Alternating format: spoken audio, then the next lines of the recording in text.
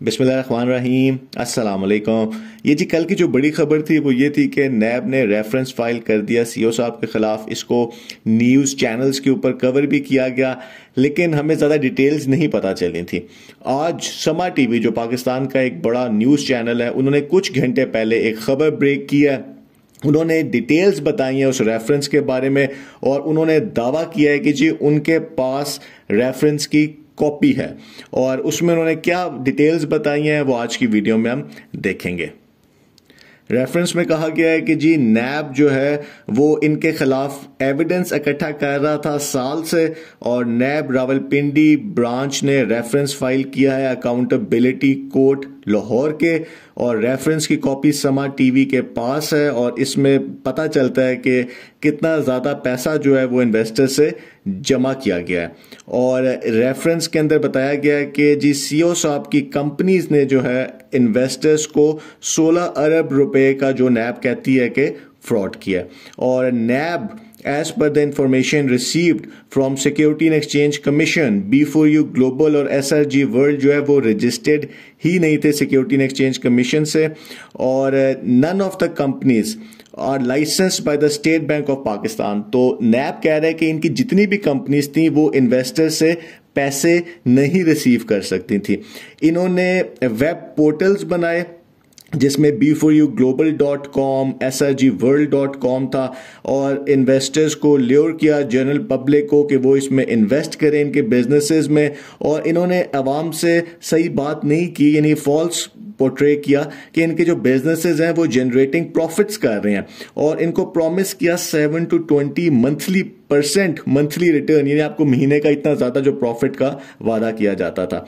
और इन लोगों ने एक कॉम्प्लेक्स पॉन्जी स्कीम बनाई है that ran on multi level referral system, यानी कि आपको बंदे घेरू करके लाने होते थे और अगर वो लोग और बंदे घेरू करते थे तो आपको भी उसका कमीशन मिलता था। तो under the system people were encourage to bring in more investors in return for 2 to 3% on every new investment, जिसको हम कमीशन कहते हैं।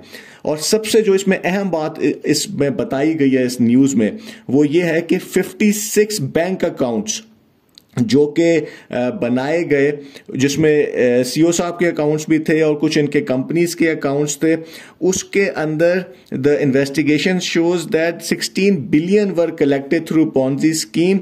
Out of these 54 accounts CO साहब ने 17 अकाउंट्स जो हैं वो अपने नाम के ऊपर थे और इन अकाउंट्स के अंदर बैलेंस जो है वो 2.24 अरब रुपए था। और another 14 accounts were open for unregistered companies with a sum total of 5.6 billion in them, यानी कि जो उन कंपनीज का जो कि इनकी अनरजिस्टर्ड कंपनीज थी उसके अंदर जो है 5.6 अरब रुपया थे और ₹9.1 billion were found in 25 bank accounts associated with companies registered with the SAP। सो 9 अरब रुपया जो है वो 25 बैंक अकाउंट्स में था जो कंपनीज SECP से रजिस्टर्ड हैं। इसके अलावा इनके जो फैमिली मेंबर्स हैं उनको भी रेफरेंस के अंदर शामिल किया गया है और इन लोगों ने 30 जो है प्रॉपर्टीज खरीदी हैं अपने नाम के ऊपर और नैब ने ये प्रॉपर्टीज जो है वो फ्रीज कर दी हैं। तो ये समा टीवी जो है ये दावा कर रहा है कि उनके पास रेफरेंस है और ये भी बताया गया है कि जी सीओ साहब ने 16 गाड़ियां अपने नाम के ऊपर खरीदी हैं जो कि रजिस्टर्ड हुई हैं excise and taxation Islamabad and Punjab से। और सीओ साहब ने 15 बसेस भी खरीदी हैं मास्टर मोटर कॉरपोरेशन से, जो हर बस है वो 25.8 मिलियन की है, तो टोटल बन गई 387 मिलियन। तो ये हम वो उसकी बात कर रहे होंगे, ये जो बसेस का कॉमेट बस की बात हुई थी।